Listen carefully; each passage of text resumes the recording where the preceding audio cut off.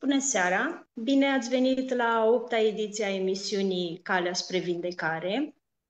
Numele meu este Alina Pavel, iar alături de mine i-am invitați pe Raluca și Mădălin Sârbu și împreună vom discuta despre o temă mai specială, ficatul emoțional. Tema emisiunii a fost schimbată în ultimele ore, iar emisiunea era aproape de a fi anulată, deoarece draga noastră Elisabeta, de profesie doctor, datorită unor circumstanțe mai speciale, nu a putut fi prezentă cu noi în această seară. Dar știu că va vedea această emisiune în reluare și abia aștept să fie prezentă și ea data viitoare. Prietenii știu de ce. În momentul în care am aflat că nu are cum să onoreze această invitație, s-a declanșat în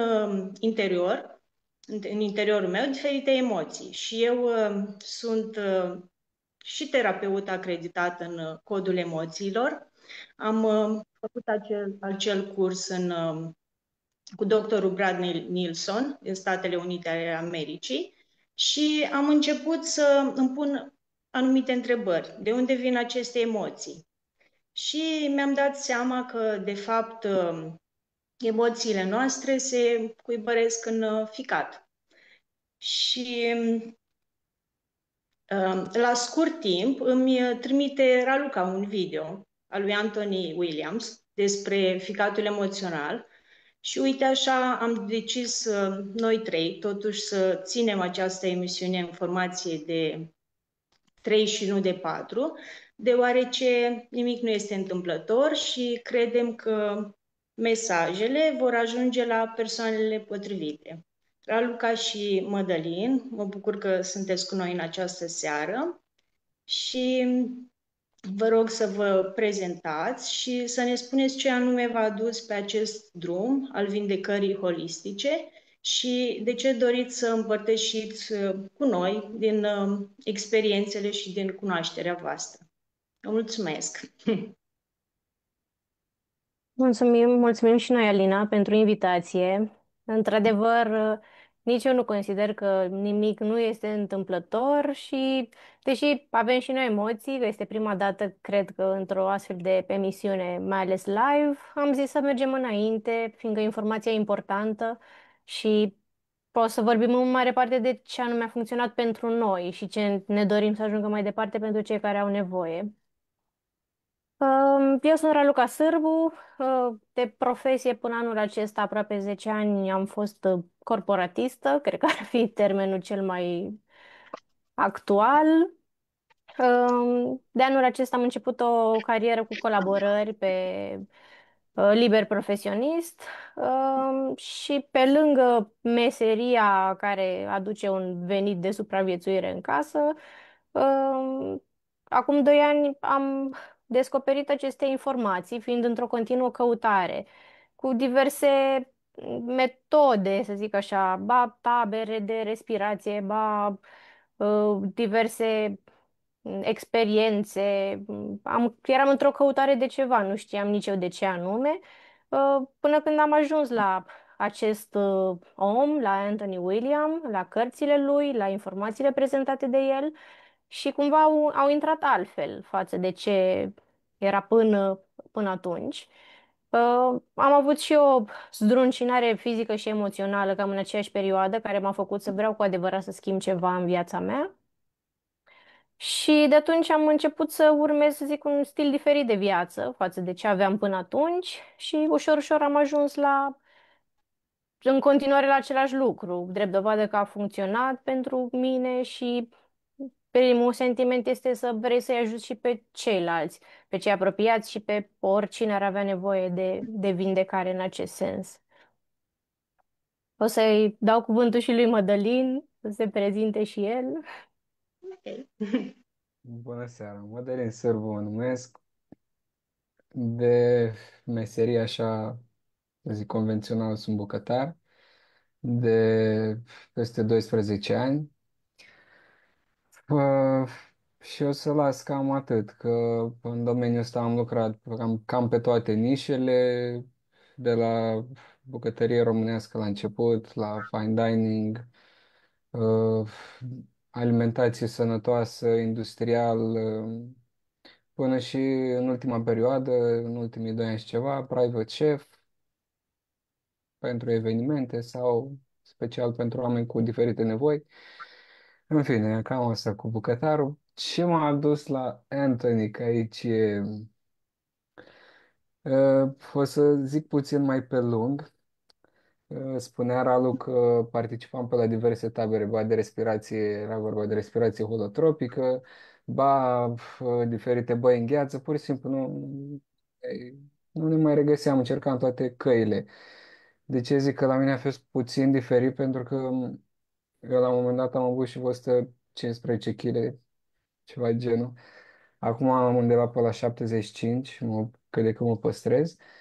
Și am încercat tot felul de diete, tot felul de pe piață, toate trendurile și trendurile așa cum vin, așa și pleacă, nu funcționa absolut nimic. Și într-o tabără de respirație holotropică,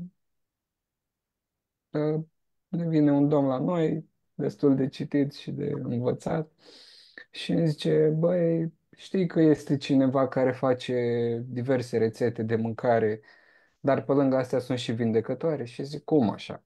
Cum? Adică stai puțin, că și eu fac rețete, am făcut și pentru România și pentru Ungaria și am făcut rețete pentru multe persoane și le-am compus și zic, cum face rețetele? Păi, uite așa, simplu. Și în fine, atât a fost de ajuns pentru mine să mă pornească și am început să experimentăm. Și de acolo am văzut că funcționează. A fost singurul lucru care a funcționat și care ne-a readus viața înapoi. Și, în fine, probabil vom mai intra în detalii pe parcursul emisiunii, dar chiar am și zbârlit puțin că altceva nu funcționa până atunci. Nu funcționa. Poate erau, cum să zic eu, de moment, un mic pas în față, dar apoi mult mai mulți înapoi și nu era benefic, nu ne simțeam bine.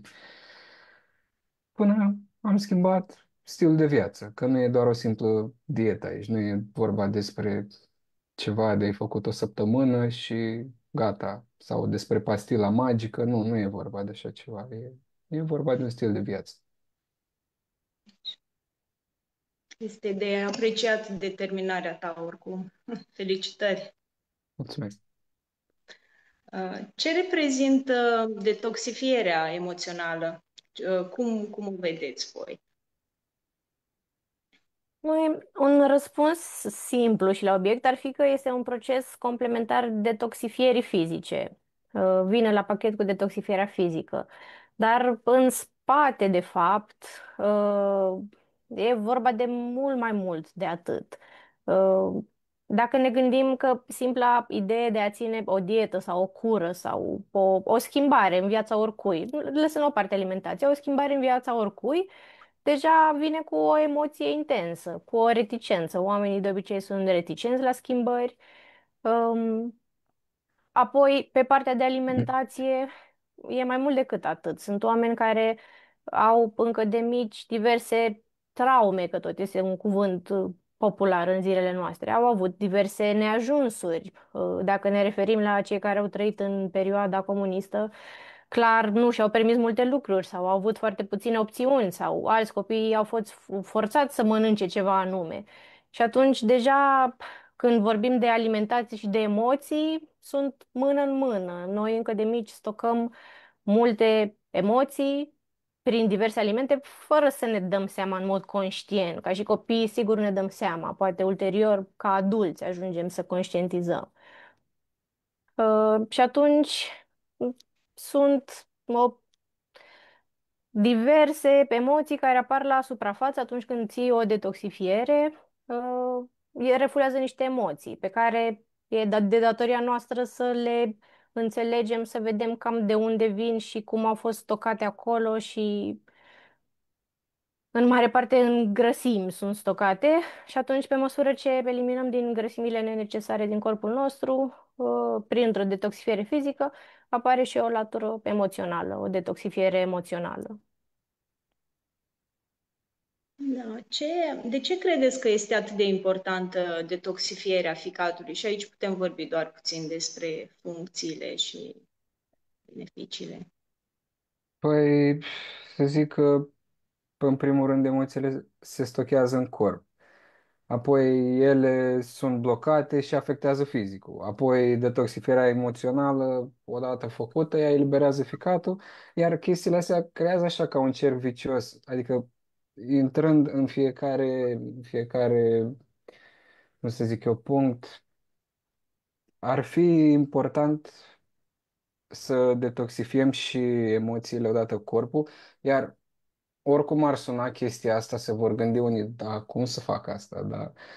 E de la sine. Odată ce începi să te curezi fizic, cel puțin, nu știu, prin alte căi, dar cel puțin de la Medical Medium, de la Anthony William, ele vin mână în mână. Noi ne-am băgat cu capul înainte, neștiind prea multe informații, știam doar din prima carte și din diferite live-uri și urma să aflăm pe pielea noastră.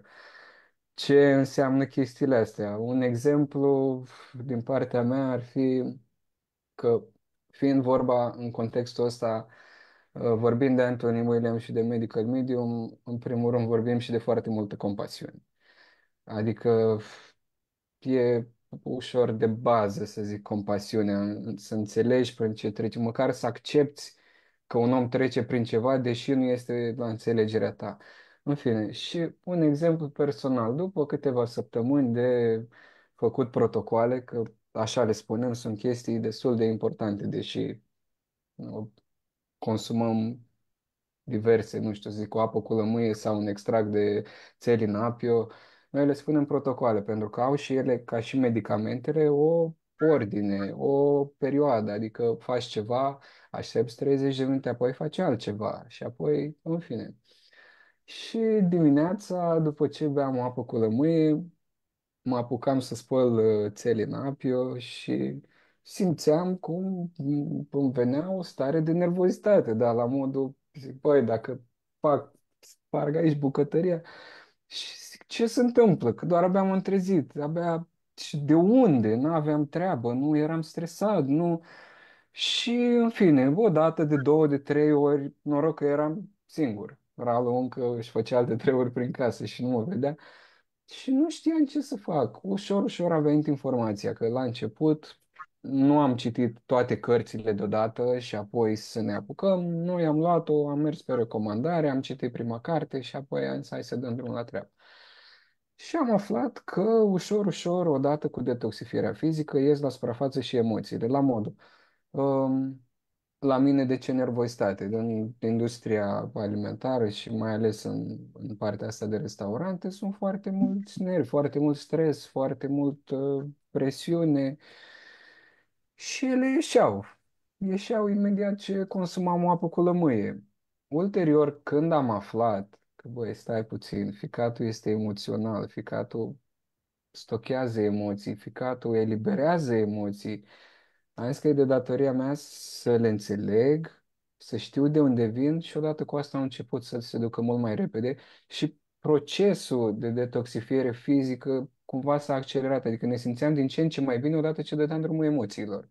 Nu știu cum să zic, merg mână în mână, e ceva de genul, dar e nevoie să, măcar informația asta, să știi că orice detox ai face, nu neapărat Anthony William, de la Anthony William sau așa mai departe, orice ai face, odată cu o detoxifiere, ficatul va da drumul emoțiilor stocate acolo. E, e ceva, nu știu, ce am aflat pe pielea noastră și am văzut că așa este. Și vorbind și cu alți oameni, că ulterior ne-au văzut că ne simțeam bine și zic, băi, ce ați făcut? Și le-am zis doar asta. Și ok, au început și ei și apoi le puteam da un insight, să zic, le puteam da niște tips and tricks. Zic, băi, vezi, ești nervos, ești ok, lasă-l să treacă, vezi de unde vine, faci detox. E ok, ficatul de drumul, ești pe drumul cel bun, e ok. Mădălin, ești primul bucătar de aici și nu știu când voi mai avea ocazia și aș vrea să te întreb ce dietă recomanzi pentru cei care sunt vegetariani, pentru că și eu sunt vegetariană de peste 15 ani și eram doar curioasă ce recomanzi. Um, Vorbind aici din punct de vedere Anthony William, alimentele cu adevărat vindecătoare sunt cele crude, adică hrana vie. Dar aici vorbim, cum să zic, că și el are un stil aparte, adică spune mai întâi ce e optim, apoi și ce e minim, ce ar funcționa totuși dacă nu e optim. Și optim ar fi să consumăm hrană vie, adică optim pentru vindecare, să spun așa, ar fi să consumăm hrană vie. Pentru partea gătită, totuși sunt și niște variante acolo, la modul că se recomandă o gătire blândă. O gătire blândă înseamnă fără să fie, să dau exemplu, o supă, fără să fiarbă în clocote mari, să se elimine tot ce e pe acolo și să se strice și compoziția chimică, să fiarbă la foc mic. Sau alimente vindecătoare care pot fi și gătite și totuși, adică să poată fi asimilate. Um, Ar fi cartofii, deși toată lumea se ferește de cartofi, când aude cartofi, aoleu, cartofi, îngrașă. Depinde cum îl consumi. Dacă îl consumi fără grăsimi, cartoful poate fi un aliat în cura ta de detoxifiere și chiar te ajută să slăbești. Are compuși precum lizina, are niște compuși foarte mișto care chiar consumați fără grăsime te ajută să slăbești. Sunt oameni în comunitate pentru că în mare parte rezultatele de la Anthony Williams sau oamenii care fac protocoale de la Anthony Williams sunt prin comunitate. Nu e nimic marketizat, nu e nimic plătit, nu vinde nimeni nimic, adică oamenii fac și își zic rezultatele. În fine, pe lângă cartoful normal, ar fi cartoful dulce, ar fi sparanghelul, ar fi, cum să zic, dovleacul plăcintar sau dovlecelul, dar toate astea făcute la abur, cu puțină zeamă de lămâie, cam asta ar fi ce ține de vindecare. Așa, restul, că odată ce am aflat de protocoalele astea și odată ce am văzut că funcționează și cu experiența mea din spate, am început să adaptez tot felul de rețete clasice, să zic, sau, cum să zic, banale, nu de restaurant, dar am intrat și acolo puțin. Dar vorbind despre cele banale, să zicem o banală ciorbă pe care o fac ai noștri. Scoatem partea de fermentație, care e borșul, punem puțin zeamă de lămâie. Scoatem uleiul din ciorbă, că nu avem nevoie de el acolo. Și facem cumva o ciorbiță, dar să poată fi și ușor vindecătoare. Mai degrabă, când vorbim despre alimente gătite din perspectiva Anthony William, vorbim despre alimente care îți pot oferi un fel de confort, dar și energie să treacă ziua, adică să poți să-ți faci treburile fără să fii îngreunat și fără să hrănești diverse afecțiuni sau diversi patogeni după în corp. Sau... Cam asta e, să zic, mentalitatea din spate. Și vă dați seama, după 12 ani în bucătărie, gătind de toate și în toate stilurile, mai întâi a trebuit să accept ideea că, băi, stai puțin, vreau să mă vindec, vreau să continui vindecarea, hai scot uleiul. Dar cum să mai gătesc eu fără ulei? Cum? Păi cum vine asta? Nu concepeam, adică era ceva... Că în bucătărie orice ai face, dai drumul la tigaie, pui ulei în tigaie. Pui o oală pe foc să faci o ciorbă, pui ulei în oală și călești legume. Adică totul era bazat pe ulei. Nu spune nimeni că uleiul e rău, noi vorbim aici doar din punct de vedere pe Anthony Williams sau boli cronice și vindecare. Ai o afecțiune, ai diverse, lasă grăsimile mai jos ca ficat tău să fie mai liber și să poată să dea drumul la ce e acolo. Cam asta e. Și alimente vindecătoare să continui, că să le zic repede, că o dau din una în alta. cartof dulce, dovlecel, dovleac, sparanghel, vars de Bruxelles. Adică avem o varietate destul de țelina noastră rădăcină. Cam singurul mod în care se poate accesa cât de cât partea vindecătoare din ea e dacă ea e gătită. Cum mai fac unii crudă sau așa, nu știu ce să zic. Dar odată ce e făcută la abur sau puțin fiartă, atunci se poate accesa și partea vindecătoare de la țelina noastră rădăcină. Dar când vorbim de alimente vindecătoare, mai bine crude. Diverse combinații, diverse smoothie-uri, diverse... Eu n-am folosit cuvântul smoothie în 10-12 ani de bucătărie, doar așa, îl are în meniu, ok. Acum consum, asta e, funcționează, mă simt bine. Ce... Da. Da. Ficatul emoțional trăiește în noi. Ce este, de fapt, ficatul emoțional și ce fel de emoții se pot ascunde în ficat și cum își pot pune amprenta asupra sănătății noastre? Aici, Raluca, poate tu vrei să răspunzi, că ești mai în temă. Da, da, vreau neapărat să încep cu o frază pe care Anthony o repetă și în podcasturi și în cărți, și anume că nefericirea ficatului este fundamentul instabilității noastre emoționale. De aici putem să luăm și opusul. Fericirea ficatului este baza stabilității noastre emoționale. Uh, Fiind atât de complex ficatul, îndeplinind conform medicinei convenționale peste 500 de funcții, conform lui Anthony William peste 2000 de funcții, ficatul are și o paralelă foarte interesantă, este ca o groapă de gunoi. Adună tot ce e mai rău din corpul nostru, din tot ce băgăm în noi, de la toate toxinele, pesticide, metale grele, tot, tot, tot. Și mai mult decât atât, are și o inteligență proprie, astfel încât știe cum să le sorteze și cum să acceseze și să le prioritizeze aceste, să zic, sortări de deșeuri din corpurile noastre. Uh, Ele vin la pachet, cum spuneam și mai devreme, cu anumite emoții. De exemplu, în momentul în care un om este trist sau nefericit sau a pățit o traumă emoțională, a avut o pierdere în familie sau altceva, a pierdut ceva important în viață, ficatul se ocupă inclusiv de stocarea adrenalinei care generează uh, susținerea acestor pierderi. Adică noi suferim o traumă, se generează adrenalină din corp pentru a ne ajuta să trecem peste. E ceva ca o măsură de siguranță pe care o ia corpul nostru. Dar la un moment dat adrenalina asta este în exces și atunci corpul trebuie să scape de ea. Și cum scapă de ea? Prin ficat. Ficatul o colectează și o depozitează acolo până la un moment dat. Adrenalina asta este corozivă pentru corp și atunci, în momentul în care ea se stochează, rămân stocate și emoțiile respective.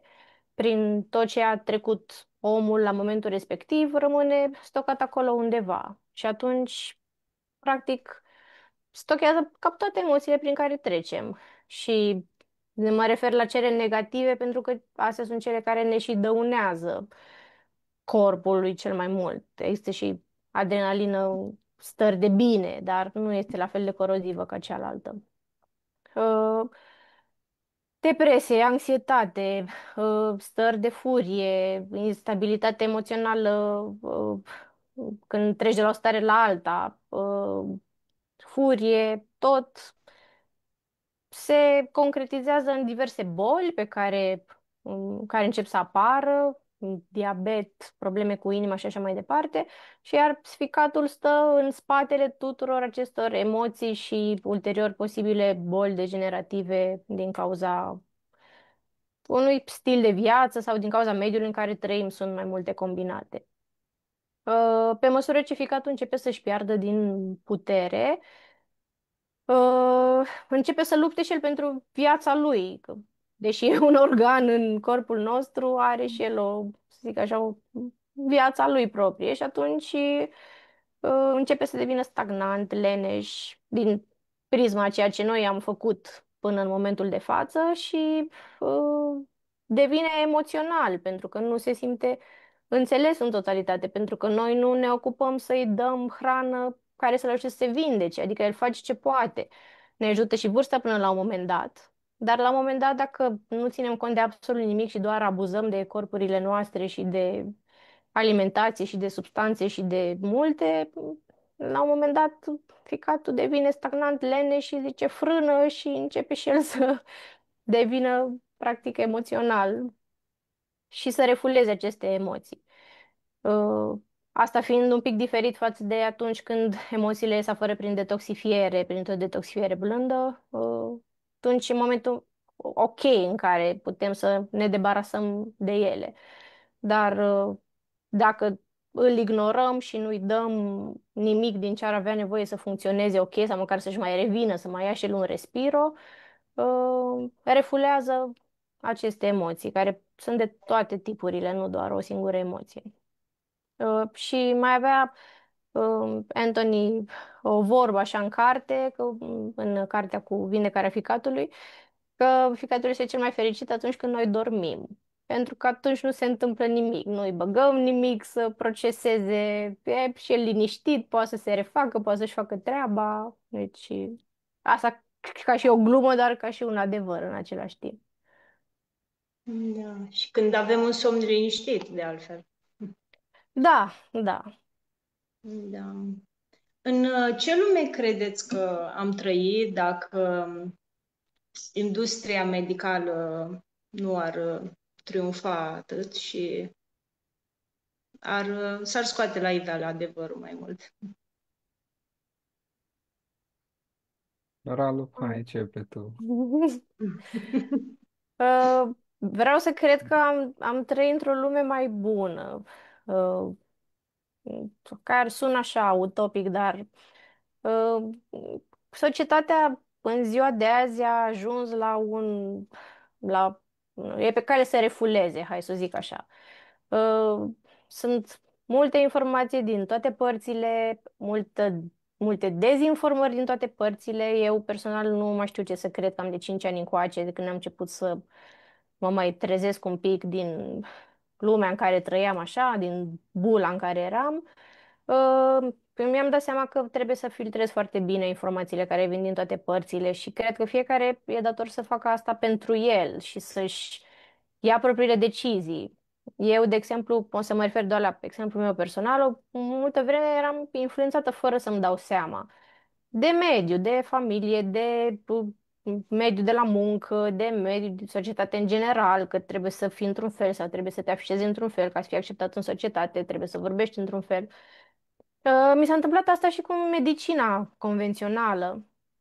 Mă duceam la doctor, era ca Dumnezeu. Dacă îmi zicea să iau tratamentul ăsta și să fac asta, eram gata, sigur, e doctor, nu am cum să-l contest. Uh, Sunt de părere că așa cum există oameni și oameni, așa sunt și oameni care au vocație să facă treaba asta și oameni care au mai puțină vocație. Nu vreau să judec pe nimeni, dar am avut experiențe în care am fost pus în fața unor diagnostice greșite, în fața unor posibile operații de care nu aveam nevoie și toate astea mi-au dat de gândit și m-au făcut să am o judecată proprie și să am țin cont și de sfaturile medicilor, dar să le trec și prin filtrul propriu și să mă bazez și pe intuiție cumva, să văd dacă ce îmi spune intuiția e ok să fac asta sau nu e ok să fac asta. Da, e o lume periculoasă în care trăim și interesele sunt mari, interesele nu sunt pentru oamenii mici ca noi, sunt la alt nivel și dacă nu ești acolo cu ei, ca să zic așa, nu ești, nu știu, nu contezi pentru mai mari acestei lumi în care trăim. Și ar fi multe de zis, dar e o polemică și atunci nici eu nu vreau să dau curs așa unor. Mi-am spus doar gândurile proprii și din experiența personală. Da. Acum aș vrea să vorbesc și eu din experiența mea personală. Eu am o experiență de 9 ani în domeniul medical și farmaceutic. Am renunțat în urmă cu ceva ani și recunosc că mi-a luat 3 ani de zile să mă trezesc treptat și să văd ce se întâmplă de fapt în spatele cortinei.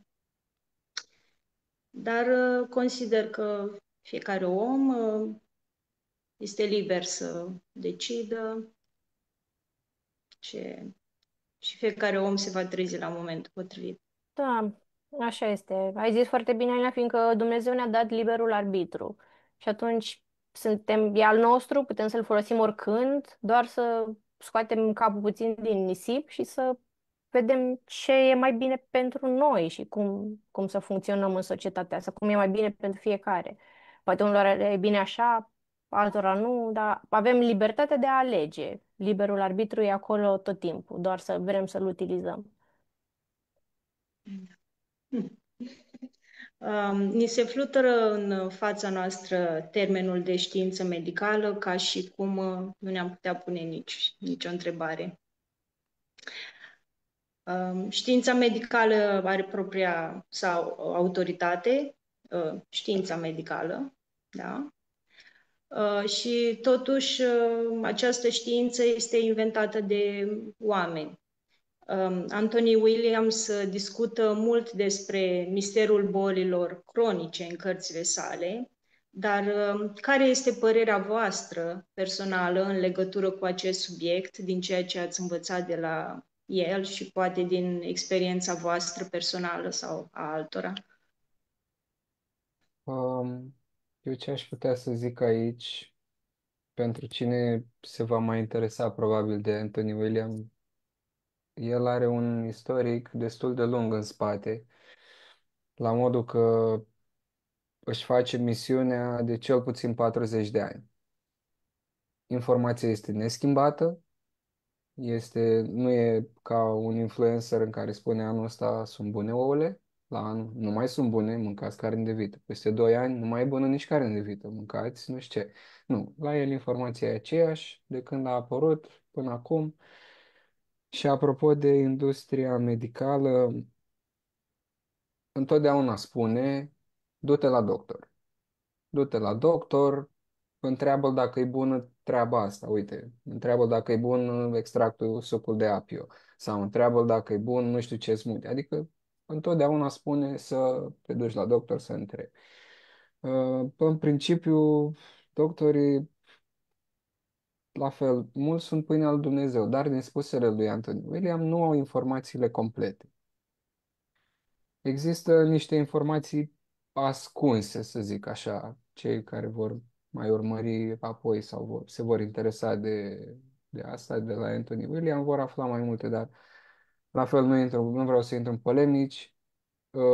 Industria medicală cred cumva că este pentru bani, în mare parte, cum a plecat întrebarea cealaltă, că așa se dictează de undeva de sus. Și sunt unii care aderă la chestia asta, iar alții care nu.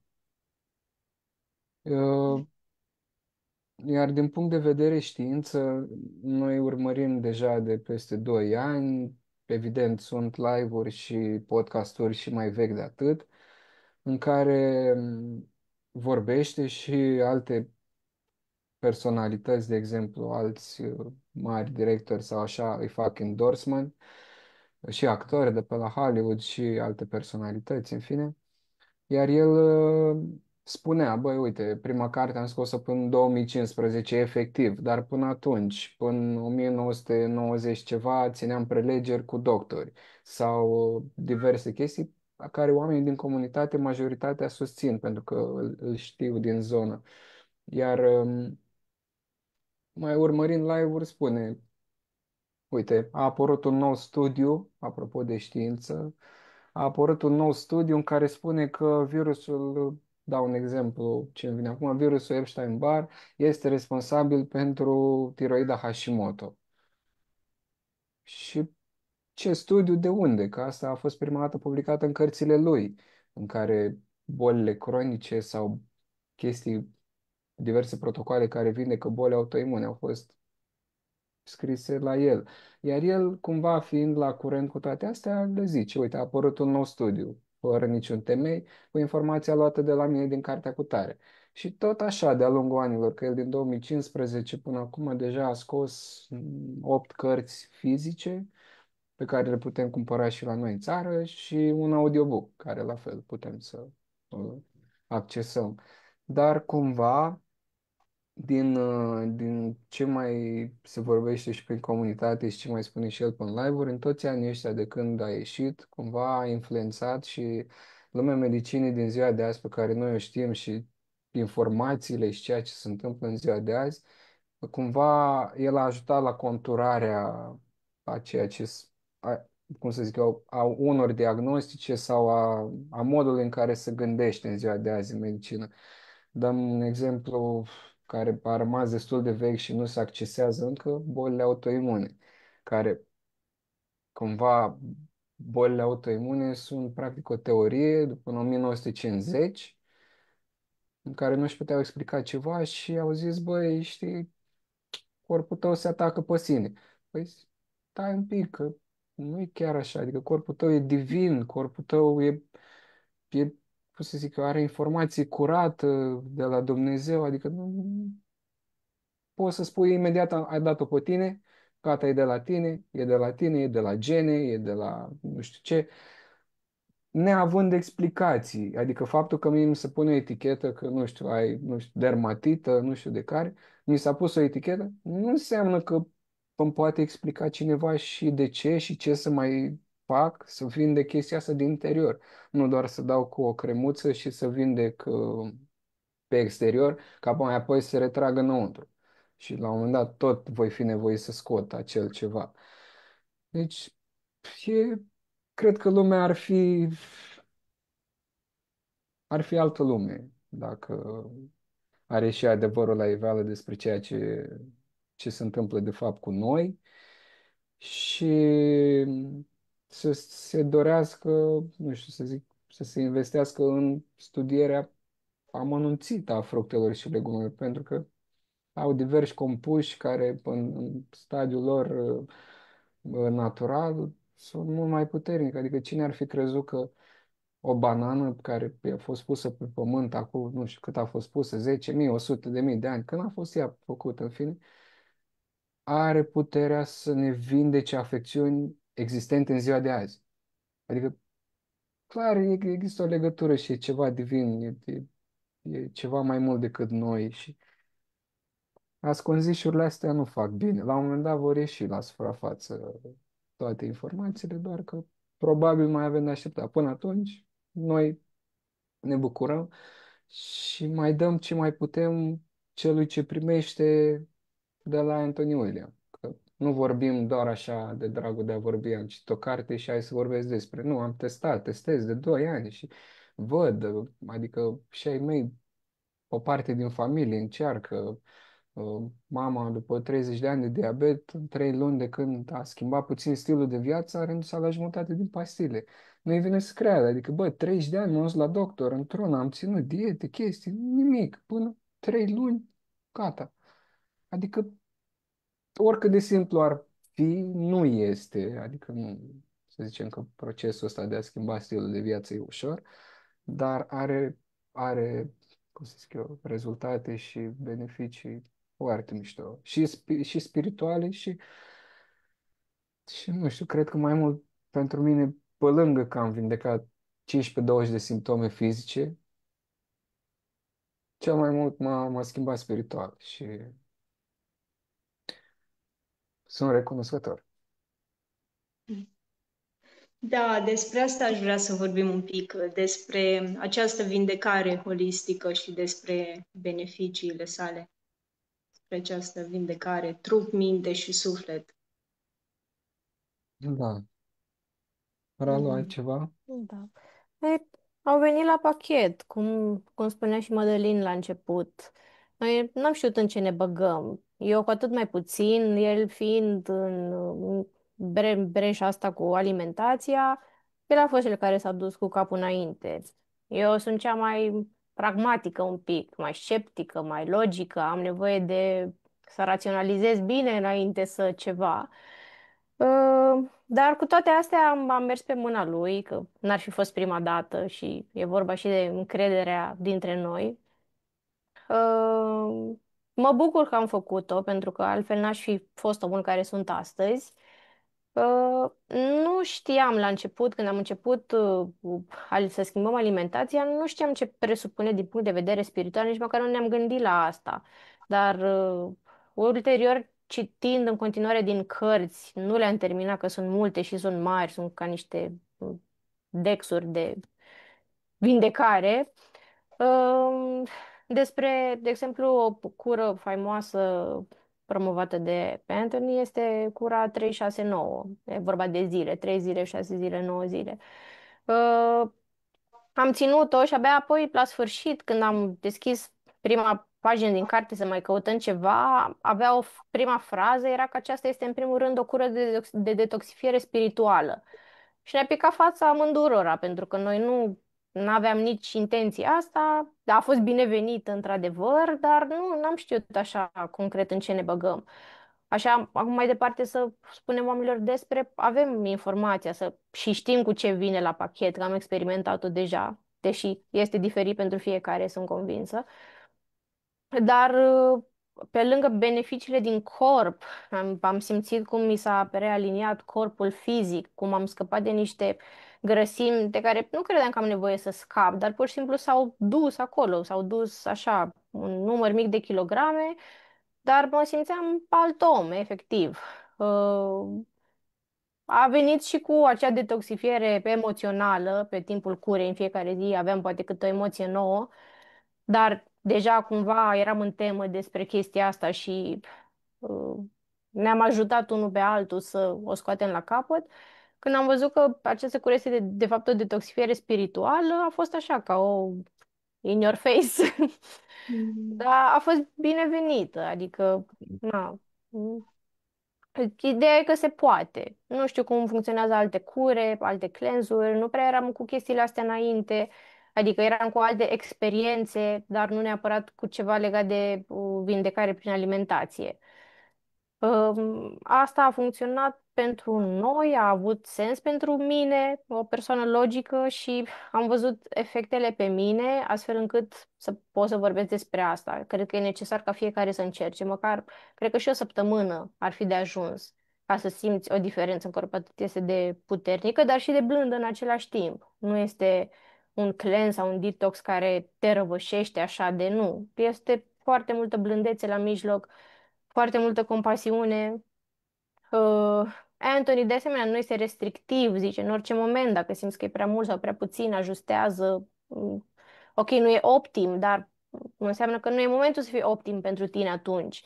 Nu poți să bei din prima 500 de mililitri de suc de țelină, e ok, încep cu 100 de mililitri, încep cu 50, adică e nu este ceva standard aici, apropo și de medicina convențională, știi? Nu e ceva standard, iau toți din același pastilă la 12 ore, aceeași cantitate, nu. E adaptat pe corpul fiecăruia, pe sufletul fiecăruia, aș putea să spun. Și pe nivelul de înțelegere al fiecăruia. Dar e ceva frumos. Ce am descoperit este că vindecarea poate să fie frumoasă cu acest stil de viață. Și nu mă așteptam vreodată la asta să zic, bă, da, uite că se poate și altfel. Nu doar prin programări și chinuri și păreri, fiecare cu altă părere, alt specialist altă părere, nu știi pe cine să crezi, ce să mai faci cu viața ta. Asta nu înseamnă că sunt un om habotnic, merg la specialist dacă e nevoie, dar ce ține de alimentație și de ce pot să bag în corp ca să-mi fie bine și să evit anumite drumuri inutile sau pastile inutile, mă bucur că pot să fac asta. Chiar sunt recunoscătoare și eu. Mă bucur că ați vorbit despre compasiune și despre acest spirit divin care sălășluiește în noi și mă gândeam că poate problema omenirii și a noastră în general este această deconectare de spiritul divin, de Dumnezeu, de univers, fiecare cum vrea să-l numească. Mai, Alina, este, deci acum mi-a venit, care a fost de fapt revelația mea cea mai mare, apropo și de latura spirituală cu aceste protocoale de la Anthony William. Eu mi-am recăpătat credința. Adică, de copil, eram un copil credincios, dar apoi, la un moment dat, în adolescență, prin facultate, m-am îndepărtat așa. Nu eram ateu, dar acolo eram, da, bine, există Dumnezeu, da, nu există, dar nu, m-am îndepărtat mult. Nu aveam ceva anume, nu mai aveam un ghid din punctul ăsta de vedere. Și la scurt timp după ce am început primele luni, mi-am dat seama și a fost ca o revelație pentru mine și a fost ca o voce interioară care s-a deschis din nou și am putut să recunosc chestia asta, că băi, eu mi-am recăpătat credința prin ce am învățat de la omul ăsta. Și a fost și este foarte important, pentru că era de mult pierdută, nu de tot, dar de mult și chiar îmi lipsea, dacă pot să zic asta, adică da, îmi lipsea și acum e din nou aici cu mine în suflet și crește pe zi ce trece. Crește și se vindecă pe zi ce Da, trece. da. Așa cum am menționat la începutul emisiunii, ar fi trebuit să fie și domnișoara doctor Elizabeta Lupu, care de fapt este prietena noastră și deoarece ea nu a putut fi prezentă, ați putea voi să spuneți puțin despre retreat-ul care ați dori să-l organizați toți trei. Da, De detalii. da, sigur, da. Probabil va fi o premieră în care vom vorbi despre asta. Nu e nimic secret, urmează să îl concretizăm. Mai căutăm o locație să ne susțină în adevăratul sens al cuvântului ce avem nevoie. Dar acest retreat va ține undeva 9 zile, așa cum este și cura de detoxifiere, să zicem 3-6-9. Să vorbesc puțin despre 3-6-9, destul de simplu, 3 zile renunțăm la anumite alimente care ne țin în loc vindecarea, apoi următoarele 3 zile continuăm cu primele 3, dar mai adăugăm ceva și apoi următoarele 3 zile continuăm cu primele 3 și 6 și mai adăugăm ceva. Adică va fi mâncare din plin, doar că va fi mâncare vindecătoare, în adevăratul sens al cuvântului. Când mă întrebai de alimente gătite, în mare parte vor fi la abur, gătite, sau crude. Mă speriam când auzeam de 369, ne-a luat aproape un an de zile. Până zic, bă, hai mă, să facem o dată, că nu.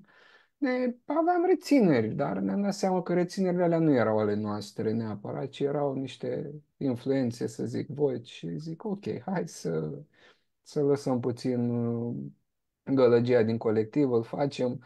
Ne-am apucat, l-am făcut și apoi s-a făcut puțină liniște în colectiv, să zic. Ne auzeam mai curat gândurile noastre.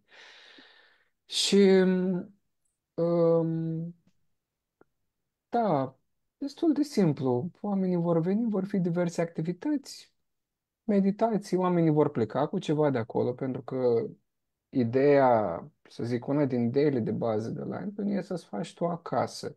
Nu să ai nevoie de cineva să-ți facă, nu să ai nevoie să-ți cumperi tot timpul diverse programe de sute de mii, nu știu, sute de lei într-una. Nu. Ideea e să înveți să-ți faci tu singur acasă. Și oamenii ăsta vor învăța acolo să înceapă dimineața într-un fel, adică noi îi vom ghida prin cura 369 și în același timp vor fi diverse programele pe lângă în care vor afla despre informațiile de la Anthony, care nu sunt secrete, sunt libere pentru toată lumea, cărțile sunt pe piață și sunt foarte ieftine, având în vedere că e 600 de pagini o carte, 700, chiar au un preț doar de producție și de distribuție, adică na.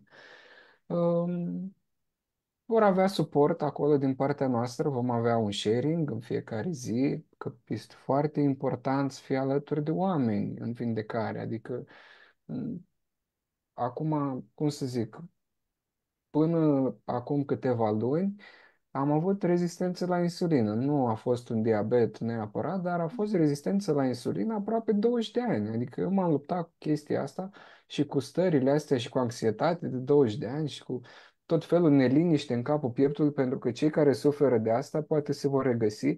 Mulți doctori care sunt diabetologi nu judec, nu nimic, e doar de dragul povestirii.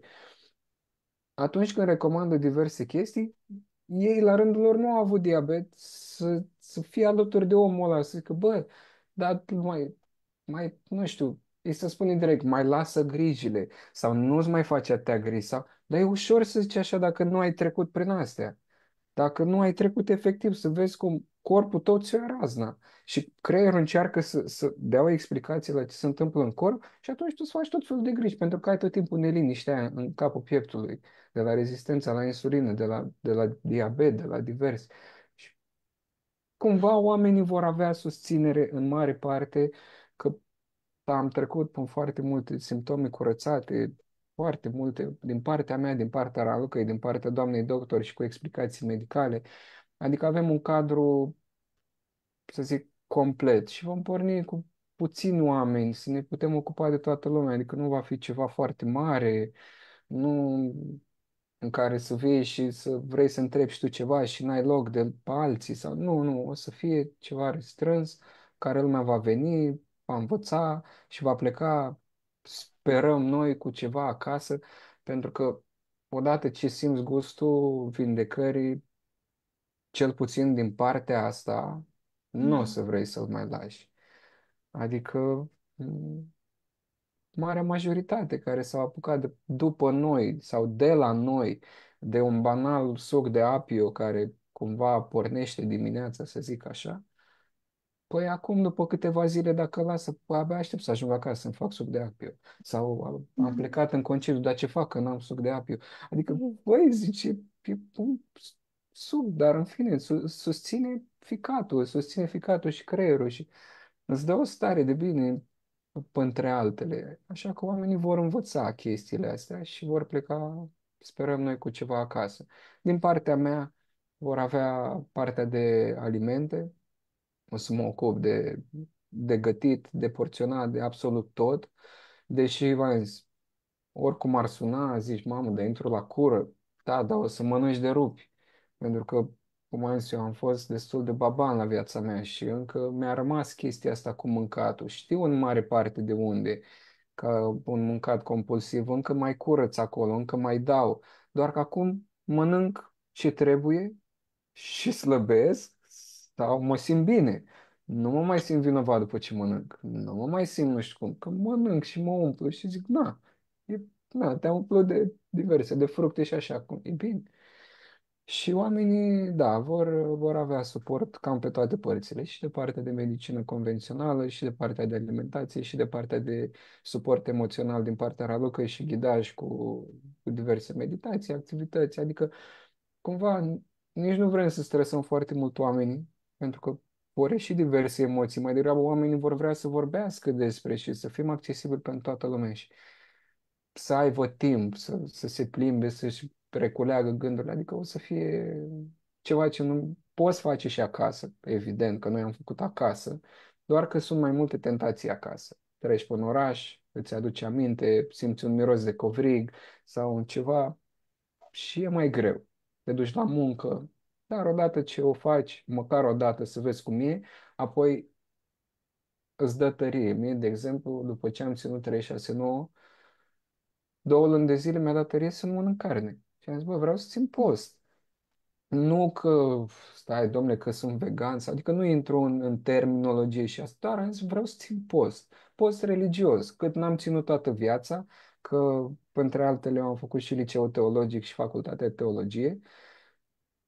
Vreau să țin post, atât. Și am avut putere, mă duceam pe la diverse evenimente cu grătare, chestii, nu mâncam, nu aveam nevoie, nu, cum să zic eu, era undeva în spate, acolo, poftă, băi, parcă am mâncat grătar la viața mea, dar nu-mi trebuia, nu știu, m-am simțit super, adică chiar s-am mai curățat din demonii aia care vin și te apasă așa și tot pălăvrăgesc acolo. S-au mai curățat, deci s-au mai curățat emoțiile pe care ei stăteau atașați de noi și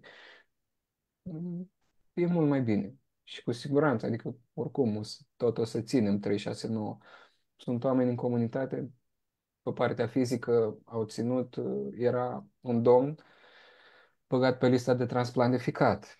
Adică ficatul lui era rău de tot. După 2 cure de 369 legate, s-a scos după lista de transplant. Și tot felul de mărturii din astea după acest 369, care este minunat, adică oricum ar suna 369, e simplu, e simplu de tot. Dar 369 este un număr magic, este numărul lui Tesla, așa că... Da, da, da, Ar. printre altele, da. Da. Vă mulțumesc mult că ați venit în seara aceasta și mulțumesc și celor care au vizionat această emisiune live sau în reluare. Am să las detaliile de contact mai jos în comentarii pentru cei interesați. Și la final aș vrea să închei cu un citat al lui Anthony Williams din cartea sa Medical Medium. Indiferent cu ce probleme te confrunți, tu nu ești niciodată singur, iar ceea ce faci nu este deloc lipsit de semnificație. Nu uita că ai o viață întreagă în anii ce urmează. Orice se poate întâmpla în acest interval de timp. Asta înseamnă că orice gând și orice acțiune lasă o urmă în univers și depinde de noi încotro vrem să mergem cu acțiunile noastre. Vă mulțumesc încă o dată și să aveți o seară minunată. Numai Mulțumim. bine. Mulțumim, Marina. Seară La bună. revedere Seară tuturor! bună, Alina, ne-a La făcut revedere. plăcere. Bună.